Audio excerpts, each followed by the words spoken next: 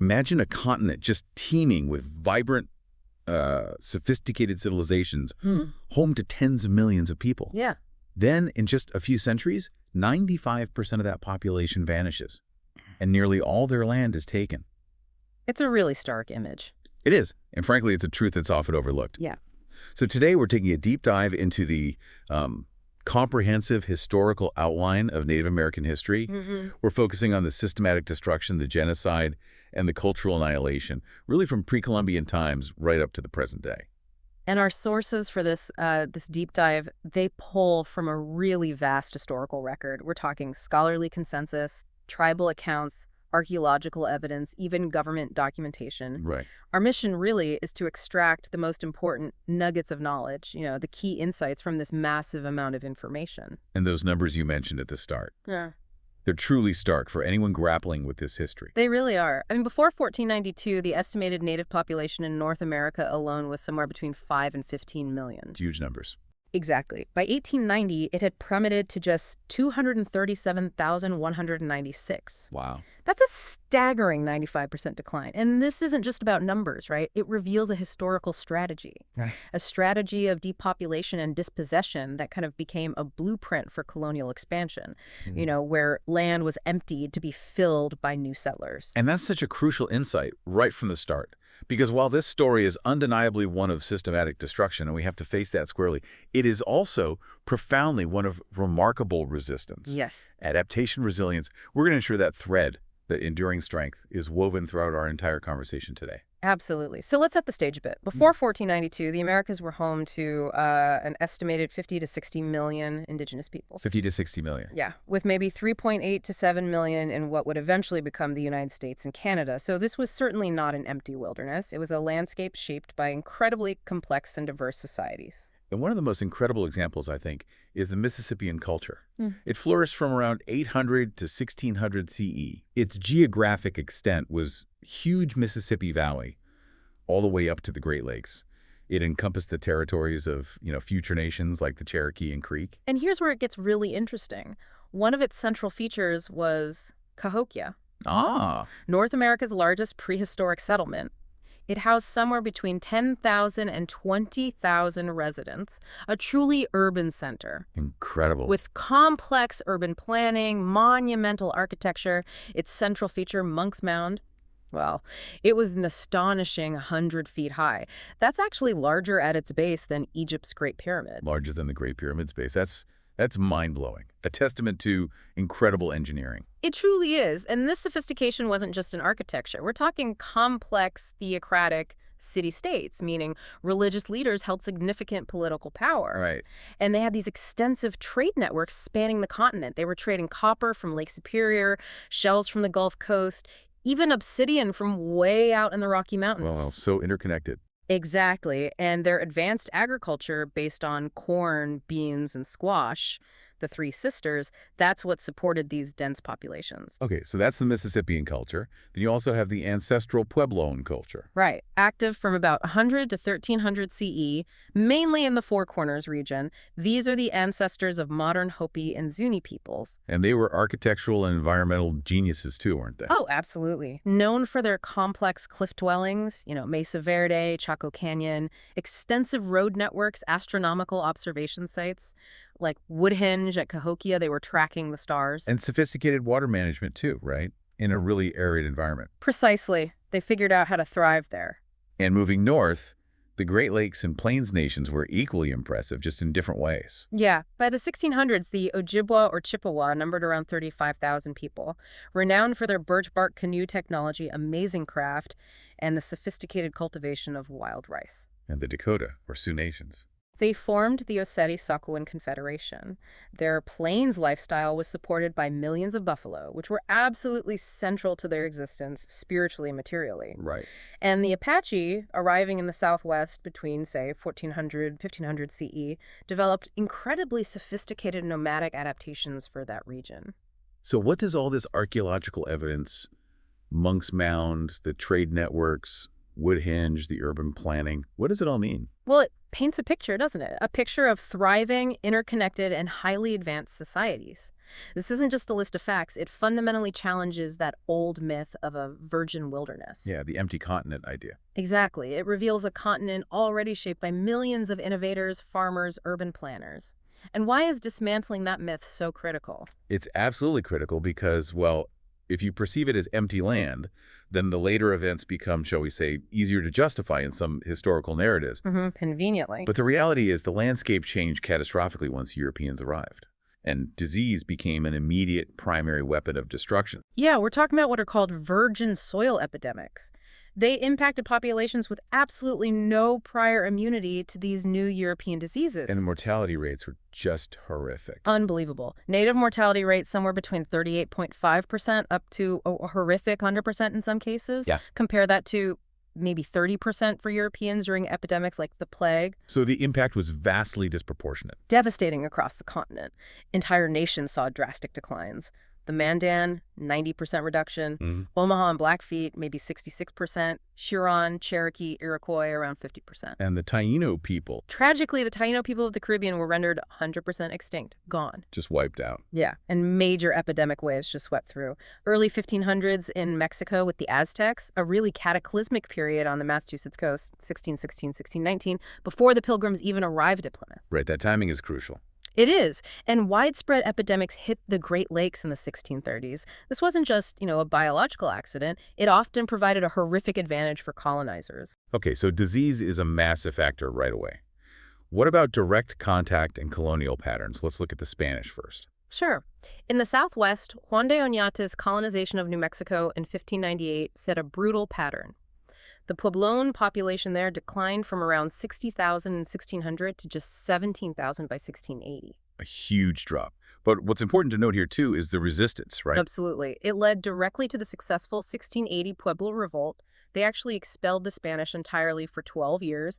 It shows incredibly powerful, early organized resistance. So not passive victims. Definitely not. And in the southeast, you had Hernando de Soto's expedition, 1539-1542, that brought both disease and violence to the Mississippian peoples. And then the Spanish imposed the mission system. Yeah, forcing conversion and labor on nations like the Timucua, Guale, and Appalachee, systematically dismantling their societies, their beliefs, their way of life. Okay, so that's the Spanish model. What about the French, say, in the Great Lakes? Was it different? It was somewhat different, at least initially. In the early 1600s, they established a fur trade, particularly with the Ojibwa.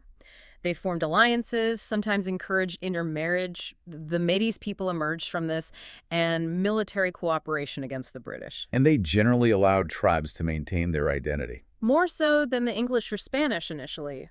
The focus was more on trade and alliance than immediate settlement and displacement. But even there were complexities, right? Like with the Dakota Sioux nations. Yeah, first French contact around 1659, 1660, an economic partnership developed for the fur trade.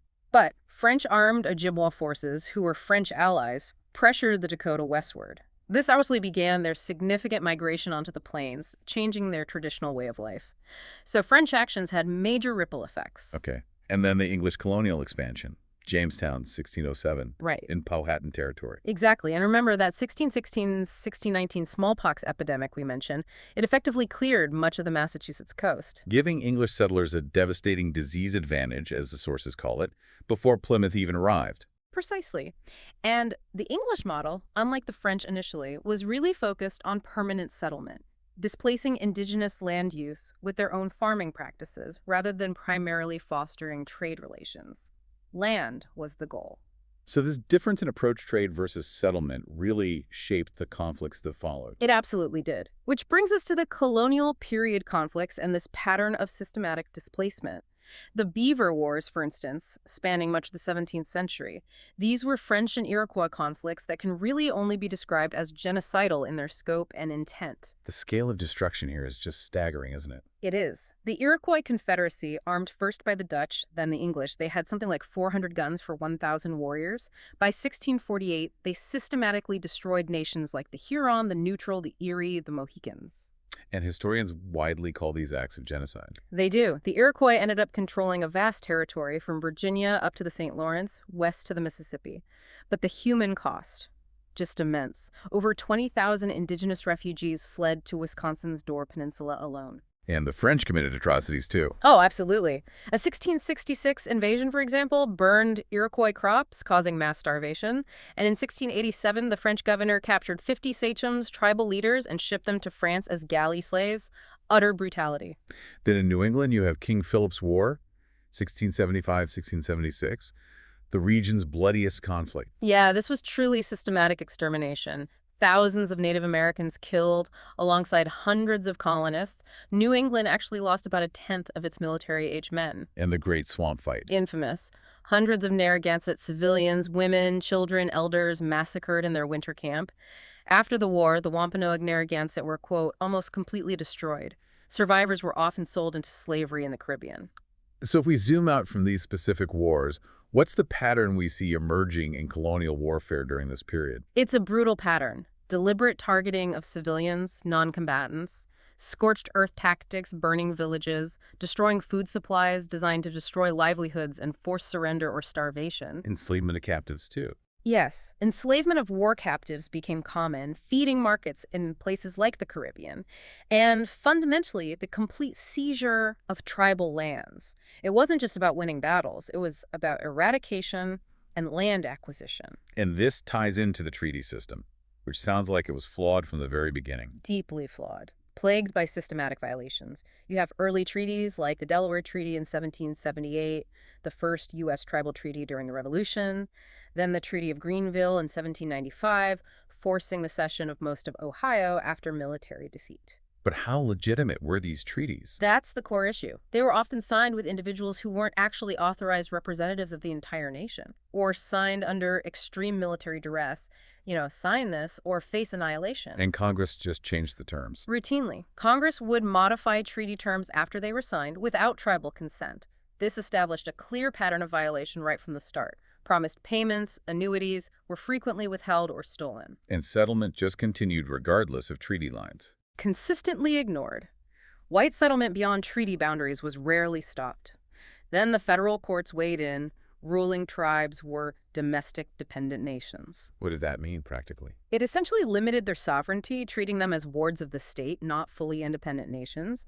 And the U.S. Army. It was more often used to enforce removals away from treaty lands, not to protect tribal rights on those lands. The whole system was basically a legal framework designed to dispossess. Okay, so moving into the early American period, after the Revolution and westward expansion, we see resistance continuing, right?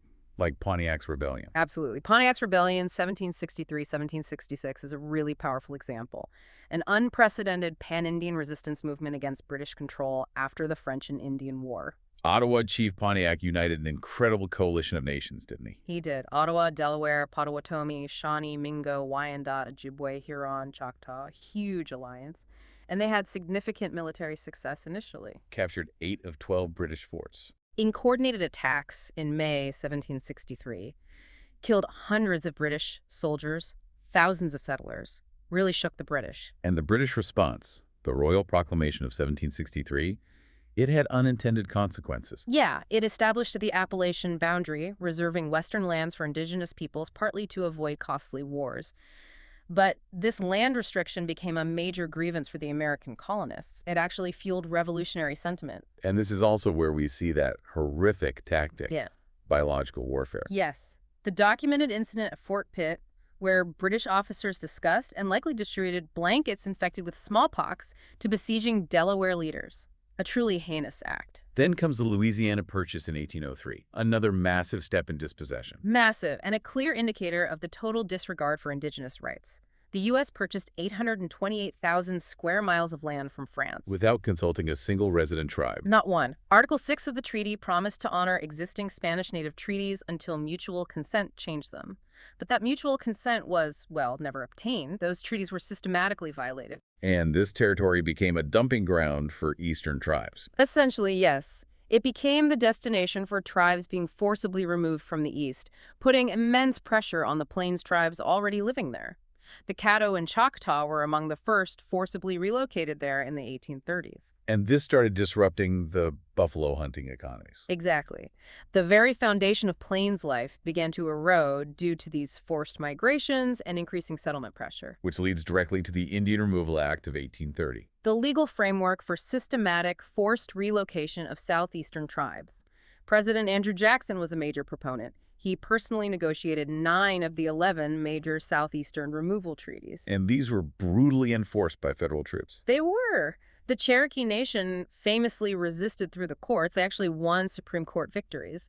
Cherokee Nation v. Georgia in 1831, Worcester v. Georgia in 1832, the court affirmed their sovereignty to a degree. But Jackson just ignored the rulings. Famously ignored them. His reported quote was, "John Marshall has made his decision, now let him enforce it." It showed a complete disregard for the rule of law when it came to Indigenous rights. And the outcome was the Trail of Tears. The horrific Trail of Tears. In 1838, 7,000 federal troops round up about 19,000 Cherokee people, forced them from their homes. And the death toll was staggering. A staggering 4,000 to 6,000 Cherokee died. That's a 25 to 30% mortality rate during these forced marches west. They lost everything: farms, homes, secret sites, their ancestral lands, a profound cultural and physical uprooting. It wasn't just the Cherokee, right? The 5 civilized tribes. Correct. In total, about 88,000 people from the Cherokee, Creek, Choctaw, Chickasaw, and Seminole nations were forcibly displaced. The overall death toll is estimated between 12,000 and 17,000. That's 19% mortality across those nations. The devastating losses. Yeah, the Creek removal saw 3,500 out of 15,000 die. The Choctaw were actually the first nation removed under the act, kind of serving as a brutal model for the others. It shows the intentionality behind the policy. And we shouldn't forget the removals in the north, the forgotten destructions. Absolutely. The Sauk and Meskwaki populations, for instance, declined by 80%. That included the horrific Bad Axe Massacre in 1832, where retreating men, women, and children were killed by soldiers. Removal policies extended all through the Great Lakes and Ohio Valley, with military campaigns just systematically crushing any resistance. It's a truly dark progression, which brings us to that population nadir you mentioned earlier. Yeah, by 1890, the Native American population hit its all-time low, 237,196. A 95% reduction from those pre-1492 estimates. Most survivors were confined to reservations. Reservations which represent what percentage of original territory? A mere 2.3%. And beyond the physical confinement, traditional languages, religions, social structures, all systematically suppressed. So this period, roughly 1850 to 1890, this is really the peak destruction period. Plains wars, genocide. It really is. Let's look at the Dakota War of 1862 in Minnesota. The causes were just desperate. Crop failures, starvation because promised government rations and payments were late or stolen, unrelenting settler encroachment onto their lands. And the military response. Swift and brutal, it led to the largest mass execution in U.S. history. 38 Dakota men hanged in Mankato. The remaining Dakota were expelled from Minnesota entirely. And shockingly, the state government offered a $25 bounty for the scalps of any Dakota found within its borders. Not bounty. Incredible. Then you have Red Cloud's War, 1866-1868. This is remarkable because it's considered the only major Indian war actually won against the United States military. How did they achieve that? Through strategic victories like the Fetterman Fight in 1866, where Lakota, Cheyenne, and Arapaho warriors wiped out Captain Fetterman and his entire command of 80 U.S. soldiers. This forced the government to negotiate. Leading to the Treaty of Fort Laramie in 1868. Exactly. Which created the Great Sioux Reservation, including the Sacred Black Hills, guaranteeing it for the absolute and undisturbed use of the Lakota people. A major victory. But here's where it gets really interesting, or rather tragic. Precisely. That treaty, a hard-won victory, was brazenly violated just a few years later when gold was discovered in the Black Hills in 1874. And that violation sparked the Great Sioux War of 1876-1877. It did, which includes, of course, the famous Battle of Little Bighorn on June 25, 1876. Custer's last stand. Right. Combined Lakota, Northern Cheyenne, and Arapaho forces, with spiritual leaders like Sitting Bull playing a key role. He famously had a vision of soldiers falling upside down before the battle. They completely annihilated Custer's 7th Cavalry Detachment. 268 soldiers killed. A stunning victory for the tribes, but the retaliation. Massive. The U.S. poured over 5,000 troops into the region. They implemented a sell or starve policy, forcing tribes to cede the Black Hills or face starvation as rations were cut off. Which led to the Agreement of 1877. Yes, an agreement that illegally annexed the Sacred Black Hills. It was blatant theft, which the Supreme Court actually acknowledged in a 1980 ruling, calling it a taking, for which just compensation was due, though the land itself was never returned. And the end of this era of armed resistance on the plains is often marked by Wounded Knee. The Wounded Knee Massacre, December 29, 1890. A truly tragic event in the context of the government suppressing the ghost dance spiritual movement, and just days after Sitting Bull himself was killed during an arrest attempt. What happened? The 7th Cavalry intercepted Spotted Elk's band of Lakota, mostly Minneconjou and Hunkpapa, who were traveling to Pine Ridge seeking safety. They were disarming the Lakota men when a shot rang out. It's unclear who fired first, and the soldiers opened fire indiscriminately with rifles and Hotchkiss guns. And mostly unarmed people. Yes, an estimated 250 to 300 Lakota were killed, mostly women and children. It was a massacre. And adding insult to injury, 20 medals of honor were awarded to soldiers who participated. Just unbelievable. Meanwhile, in the Southwest, the Apache Wars were also concluding. Right, those wars had raged on and off from 1849 to 1886. Cochise's War, for instance, lasted nearly 2 decades, triggered by his false imprisonment and torture in 1861. His guerrilla tactics were incredibly effective, killing hundreds of settlers and soldiers. And that led to a reservation agreement. Yes, an agreement for a Chiricahua reservation in their homeland in Arizona in 1872, but that peace didn't last. Then came Geronimo's final resistance. 1885, 1886. A testament to incredible tenacity. Geronimo and a small band, just 37 Apache, 18 warriors, 13 women, 6 children. They evaded 5,000 U.S. troops and Apache scouts for 5 months across Arizona and Mexico. Incredible feat. It was. His surrender in 1886 marked the official end of the Apache Wars, but the government response was cruel collective punishment. What did they do? They exiled all Chiricahua Apache, including the scouts who had helped the Army track Geronimo to Florida, then Alabama, then Oklahoma as prisoners of war, far from their homeland. It really exemplified the resistance philosophy of leaders like Crazy Horse. Another brilliant Lakota military leader. Yes, known for innovative guerrilla tactics. His famous quote, "One does not sell the earth upon which the people walk." He refused to compromise on land and was eventually killed while imprisoned under suspicious circumstances. And these military campaigns often involved deliberate civilian massacres, didn't they? Like Sand Creek. The Sand Creek Massacre, November 29, 1864, a horrific event. 675 Colorado volunteers under Colonel John Chivington attacked a peaceful encampment of Cheyenne and Arapaho led by Black Kettle. They were camping under flags of truce. Yes, under American and white flags, believing they were under Army protection.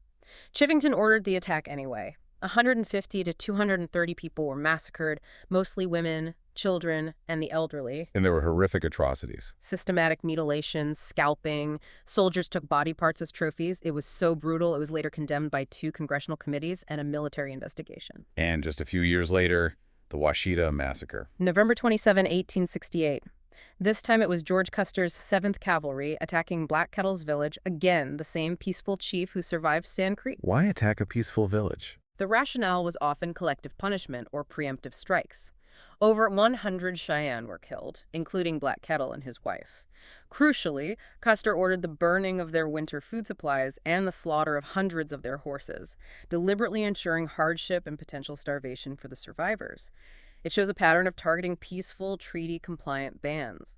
Beyond direct military action, there was also the buffalo extermination. A truly horrific strategic objective. The buffalo were the lifeblood of the Plains tribes. Their primary food source of shelter, clothing, tools, central to their spiritual life, too. And their destruction was intentional. Explicitly promoted by military and government figures. Reducing the herds from tens of millions to near extinction by 1883 was seen as a way to force tribes onto reservations and make them dependent on government rations. Destroy the buffalo, destroy their way of life. So with armed resistance largely crushed by 1890, the focus shifted more towards assimilation and cultural destruction. Exactly. The next phase, roughly 1890s to the 1960s, was characterized by policies explicitly designed to eradicate indigenous cultures.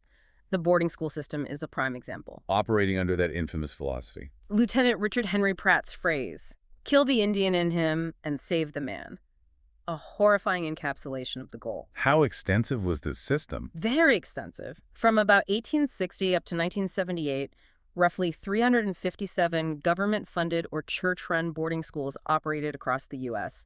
Over 100,000 Native American children were forcibly enrolled, often taken hundreds or thousands of miles from their families and communities. And the methods were designed for cultural destruction. Systematically, forcible hair-cutting often held deep cultural significance. Confiscation of traditional clothing replaced with uniforms, assignment of Anglo names, forbidding use of their own names. And severe punishment for speaking native languages. Absolutely. Beatings, solitary confinement, even starvation were used to enforce English-only rules. All traditional religious practices and ceremonies were banned. Forced conversion to Christianity was standard, and education often took a backseat to manual labor exploitation students, essentially provided free labor to maintain the schools. And the conditions were dangerous. Often deadly. Mortality rates from disease, malnutrition, abuse, and neglect were appallingly high, especially in the early years. At the flagship Carlisle Indian Industrial School, for instance, sources indicate 6 out of 136 students died in the first year alone, with 15 more sent home terminally ill. Cemeteries are common features at former boarding school sites. Just devastating. Alongside the schools, there was the Dawes Act. The Dawes General Allotment Act of 1887, another insidious tool, this time focused on land dispossession through privatization. How'd it work? It replaced traditional communal tribal ownership of land with individual 160-acre plots allotted to heads of households. The idea, ostensibly, was to turn Native Americans into Jeffersonian farmer. But it led to massive land loss. Massive. These allotments were often held in trust by the government for 25 years, but these trust periods were manipulated. Lands belonging to those deemed incompetent could be sold off, and crucially, any land remaining after allotment within a reservation was declared surplus and opened up for sale to white settlers and corporations. So how much land was lost? An estimated 90 to 100 million acres were lost between 1887 and 1934 when the policy was ended. That's about 2/3 of all tribal land holdings at the time the act was passed. Further legislation like the Burke Act of 1906 and the Dead Indian Act of 1902 made it even easier to sell allotted lands. By 1934, only about 48 million acres remained in tribal control. Land theft on a grand scale disguised as assimilation policy. And then later in the 20th century, forced sterilization. A truly dark chapter, largely concentrated in the 1960s and especially the early 1970s. It constitutes reproductive genocide. What was the scale? Estimates suggest that somewhere between 25% and possibly up to 50% of Native American women of childbearing age were sterilized during this period, many without proper or informed consent. Documented cases from the Indian Health Service, IHS, show thousands of procedures, primarily between 1970 and 1976. Girls as young as 11. Procedures were performed on girls as young as 11 or 15 years old, and the targeting was disproportionate. Full-blooded Native women were sterilized at much higher rates than mixed-blood women or white women. And this was done through coercion. Often, yes. A complete lack of informed consent was rampant. Women were pressured, sometimes threatened with the loss of welfare benefits or health care for their children if they didn't agree. Outright deception occurred, women being told the procedures were reversible when they weren't. And sterilizations were sometimes performed during other medical procedures, like an appendectomy, without the patient's knowledge or consent. Horrifying. And then there were the urban relocation programs. Yeah, primarily in the 1950s through the 1970s. This was part of a broader federal policy known as termination. What was termination? The goal was to terminate the federal government's trust relationship with tribes, basically, to end federal responsibility and tribal status altogether. The voluntary relocation program, starting around 1952, encouraged Native Americans to leave reservations and move to designated cities like Los Angeles, Chicago, Denver, Cleveland, Minneapolis. How many people participated? Officially, around 100,000 participated through the BIA program, but the total urban migration during this era was much higher. Maybe 750,000 people moved to cities. But it led to community destruction. It did. Participants often received minimal financial support, maybe $80 a week for just the first month. They faced discrimination, poor housing, low-wage jobs. It led to profound cultural disconnection, loss of vital community and family ties back home. Family separation sometimes occurred, with children placed in urban foster care systems. So it wasn't really a successful integration program. Not for many. The policy is largely seen as a failure. High return rates to reservations, maybe 30% or more, due to the poverty, isolation, and cultural loss experienced in the cities. Though, ironically, these urban Indian communities became centers for later activism. That's an important point. Now, it's crucial to understand this wasn't just happening in the U.S., right? There are parallels elsewhere. Absolutely. This systematic destruction wasn't unique to the United States. We see chilling parallels and interconnected patterns across the continent, particularly in Canada. Canada had its own residential school system. It did. Over 150 residential schools operated from the 1830s right up until 1996, affecting more than 150,000 First Nations, Inuit, and Métis children. The 1920 Indian Act actually made attendance compulsory for status Indian children. And the conclusion of Canada's Truth and Reconciliation Commission. They concluded the system constituted cultural genocide. The goals and methods were remarkably similar to the U.S. boarding schools, forced assimilation, language suppression, abuse, high death rates. And Canada's Indian Act itself. The Indian Act of 1876 is a foundational piece of legislation that has had profound and lasting impacts. It imposed federal definitions of who qualifies as an Indian, status Indians, granted the government sweeping control over indigenous lands, resources, monies, and banned governance structures, often replacing traditional leadership. And it banned cultural practices. Yes, it explicitly banned important cultural and spiritual practices like the potlatch on the West Coast and the Sundance on the Plains. It also used a process called enfranchisement to try and force cultural abandonment, essentially. Indigenous people could gain Canadian citizenship and voting rights, but only by giving up their Indian status and treaty rights. So a very controlling piece of legislation. Extremely. It has been amended many times, but its legacy continues to shape Indigenous Crown relations in Canada. And looking back even further, for historical context, we mentioned French colonial atrocities earlier. Right. Against the Iroquois, for example. Champlain's first attack in 1609. That 1666 invasion that caused mass starvation. And Governor Denonville's capture and enslavement of 50 Iroquois leaders in 1687. These demonstrate the extreme brutality and, frankly, exterminatory nature of some of those early colonial conflicts. And the Spanish colonial destruction in Central and South America provides even broader context. Absolutely critical context. The annihilation of the Aztec Empire, 1519-1521. Cortés conquering Tenochtitlan, a city maybe larger than any in Spain at the time with just a few hundred soldiers, aided immensely by disease and alliances with subjugated people. And the population decline there. Catastrophic. Central Mexico's indigenous population plummeted from an estimated 25 million down to perhaps 1 million within the first century. Due to disease, yes, but also immense violence, forced labor in mines and on plantations, the encomienda system, and deliberate cultural destruction. And the Inca Empire. A similar story. Pizarro's capture of Atahualpa in 1532 with just 168 soldiers. The Inca population declined from maybe 10-15 million around 1520 to less than 3 million by 1571. Again, disease, violence, and the brutal forced labor systems were key factors. So the continental impact was just immense. Across the Americas, estimates suggest maybe 74% of the entire indigenous population was eliminated between 1492 and 1800. Hispaniola, the first island Columbus landed on, saw its population decline from perhaps 200,000 or more down to maybe 90,000 within 30 years. It demonstrates a consistent, devastating pattern across all the different European colonial systems. But this story, thankfully, doesn't end there. The modern era from the 1960s onward sees a shift towards recognition, resistance, and revitalization. A crucial shift. The American Indian Movement, AIM, and the broader Red Power movement emerged as a powerful force for change. And AIM's origins are interesting, right? Tied to those relocation policies. Exactly. AIM was founded in July 1968 in Minneapolis, emerging directly from the urban Native communities created by those very relocation policies. Living together in cities fostered a new pan-Indian identity and awareness of shared grievances. And they initiated some major protest actions. They did, actions that grabbed national and international headlines. The 1969-1971 occupation of Alcatraz Island in San Francisco Bay lasted 19 months and really inspired indigenous activism nationwide. Then the Trail of Broken Treaties. In 1972, a caravan traveled across the country to Washington, D.C., occupying the Bureau of Indian Affairs headquarters. They presented a 20-point position paper demanding treaty restoration, land return, and genuine sovereignty recognition. And the Wounded Knee occupation in 1973. A 71-day armed standoff on the Pine Ridge Reservation at the site of the 1890 massacre. It drew massive media attention to ongoing treaty violations, poverty, and corruption within tribal governments influenced by the BIA. It showed that resistance, even armed resistance, was still alive. And these efforts, this activism, led to real political achievements. Yes, significant ones. Perhaps most importantly, the Indian Self-Determination and Education Assistance Act of 1975.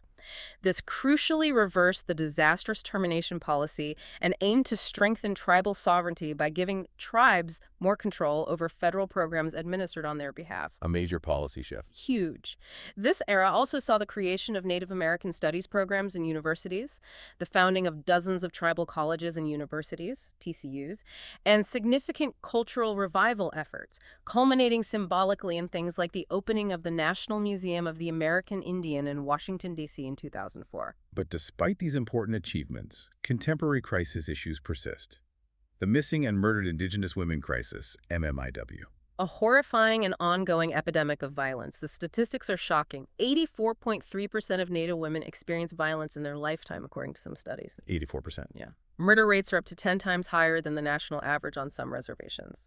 Murder is the third leading cause of death for Native women ages 10 to 24. Why are the rates so high? It's complex. Jurisdictional confusion between tribal, state, and federal law enforcement often hinders investigations.